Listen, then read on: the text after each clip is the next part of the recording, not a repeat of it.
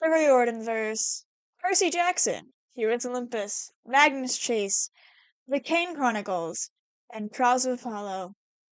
Today we will be discussing all that is queer and gay in this universe, which isn't as much as you would think, considering it's a universe based in multiple different mythologies that are. I will be going into. I'll be going in chronological order, and I will not be covering the Kane Chronicles as I have yet to actually read it. But I know, I'm a fake fan, but it's fine. Let's begin. The first instance of queerness in the fuck, in the Percy Jackson universe is Blackjack. That's right, the fucking horse. Blackjack is transgender. He is a transgender Pegasus, and this isn't like a joke. He was introduced as a mayor in Sea of Monsters, aka girl, but as of Titan's Curse and beyond, he has been referred to as male exclusively, never as female ever again. This doesn't really say. There isn't really much else to say. It wasn't intentional, and Rick even came out and said that it was an accident. But there's a transgender horse, so moving on.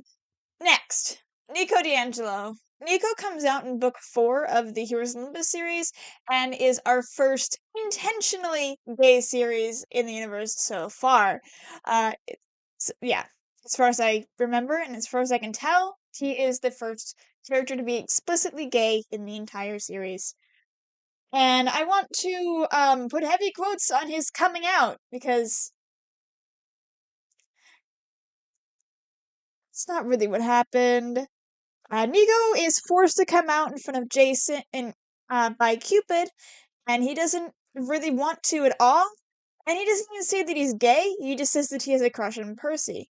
But later on, it's kind of explicit that he's homosexual. But he does get to come out to other people on his own and not being forced to, even coming out to Percy himself. And of course, he's gotten a boyfriend. So I guess he's a little better. Anyway, Rick has specifically said that he is homosexual. He is gay. He likes boys. That has been expressed as canon. The next person is Loki, actually. Loki is the god of chaos and mischief in the Norse myths and is gender fluid. Loki is a boy sometimes and a girl other times. And this stays true in the Magnus Chase series. Even if he is a guy for like most of the series, but he's explicitly mentioned to be a girl in multiple scenes. Next, Alex Fierro. Alex is gender fluid, just like her mother, and switches from boy to girl depending on the day, and sometimes it's convenient, sometimes it isn't. Alex is introduced in the second book as a shapeshifter, again, just like his mother. Alex is a great character, and while I am not gender fluid, and cannot speak truly on it, what I've heard, it is decent representation of a gender fluid character. Next, Magnus Chase. Magnus Chase has a whole realization in book 3 that he likes boys, specifically that he likes Alex, that he likes a boy and also a girl at the same time. And Magnus is pansexual and he is so cute. It's so cute. And number 6, Will Salas. Will Salas is the aforementioned boyfriend of Nico D'Angelo. He is bisexual, and that is, I believe that has been stated that he is bisexual. And him and Nico are in a an adorable little relationship, and they're a very cute couple.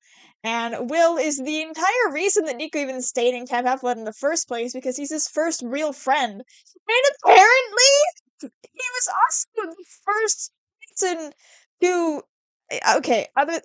he meets him when they were little kids too. That was real, and that was revealed in the Son of the Star. that Nico and Will met all the way back in Titansverse. I need that to happen in the Percy Jackson TV show when we get to season 3. I don't know if it will, because I feel like just getting Will's character that early on and then ditching him for an entire season only to come back in like the very end of season 5, unless they make him more involved. I would love that, honestly. But like, I feel like they should include that. Anyway, like, they're a cute couple, and I think Nico deserved happiness, and Will is the person who can bring him that. The next queer is Piper! Piper McLean. Piper is a lesbian. I I think it's kind of weird. Piper and Jason are a couple throughout the Heroes of Olympus series, but it is just all fake.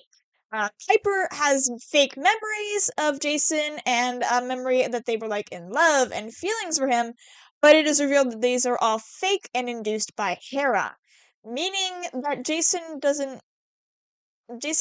and her never actually had a relationship, and Piper doesn't actually love him. The two of them remained a couple throughout the series. However, in between that series and Trials of Apollo, the two have broken up. And then, well, Jason dies. But at the end of the Trials of Olympus series, what the fuck did I just say? The Trials of Apollo series, she does come back, and we see that she now has a little friend. She has gone back home and now has a girlfriend, and she says that she likes women and doesn't really like boys. Yeah, and she had a whole realization off camera that she didn't actually like Jason. I would have liked to see that, but I guess we don't get to. I don't really care if it's a random girl that she liked. It's very cute. I love her. 8 and 9. I'm going to be pairing these two together because they are a couple. Emmy and Josephine from the Charles of Apollo books. These are two older half-bloods that we meet. And they are a lesbian couple that even have their own child.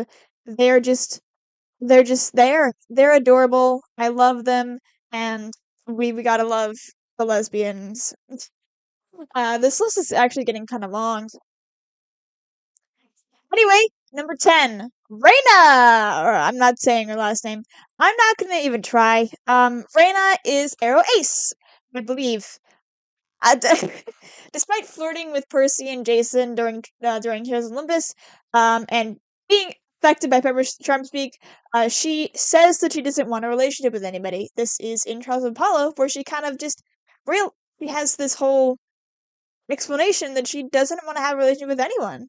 And honestly, I think it was executed quite well, and I think it's nice. I will say that I guess maybe she's attracted to people on a surface level, but doesn't actually want to be with them in any sort of way, which is why she was flirting with Jason Percy and why Piper's charm speak affected her. You know, just people be pretty. People are pretty. Anyway, number 11 is a weird one, but um, we're gonna. I like this one. All right. Um, this is our first non-binary character from the Setting Star. They're a demon, and I love. I'm gonna cry. They are a shadow demon named Apialis. Apialis. Apialis. I'm gonna call them E for this video because I don't know how to pronounce their name. They are a sneaky, spooky little guy who hurts the boys and works for Nyx, as Nyx is their mother. As a non-binary person, I really like E. They're a brat, and they're obviously here's the eater kid. They're very over the top, very cute. I love them, and I don't care if they're human. I don't care if they're not human. They're a little self-centered, a little narcissistic, but like in a charming way, and I really like it. I really like the character. Um, he starts out as like a little bit of an enemy, but he does get on the side of the boys in the end.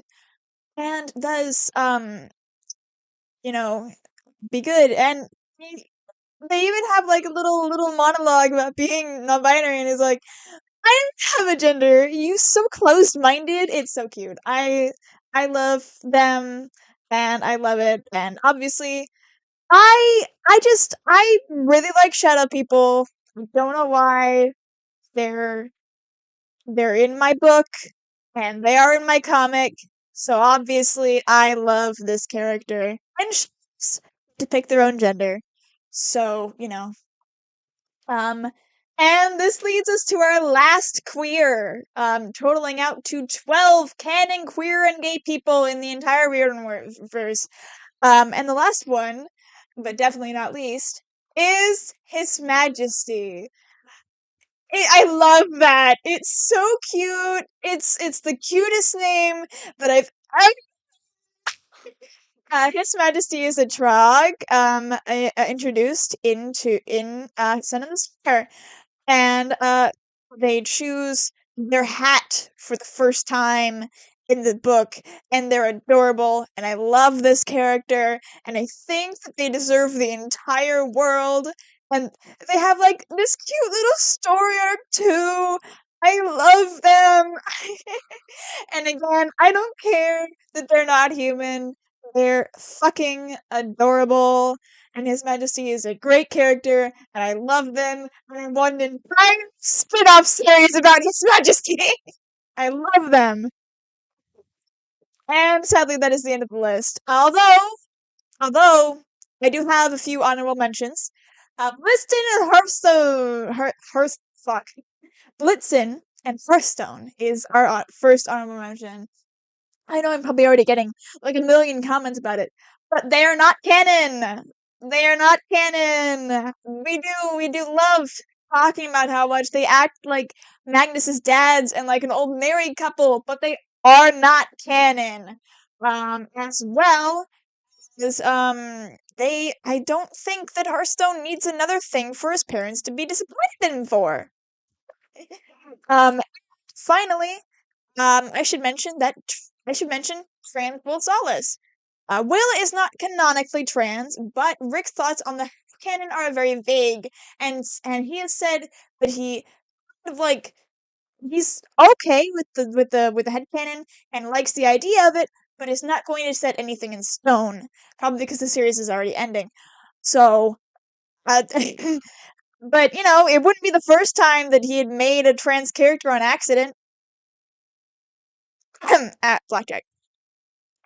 Anyway, this makes a total of 12 canonly queer characters in the Riordanverse. Comment down below any characters that I missed, if any, and comment your thoughts on Blitz and Hearthstone being a couple. In the meantime, I'm gonna go into Tartarus. I actually fell.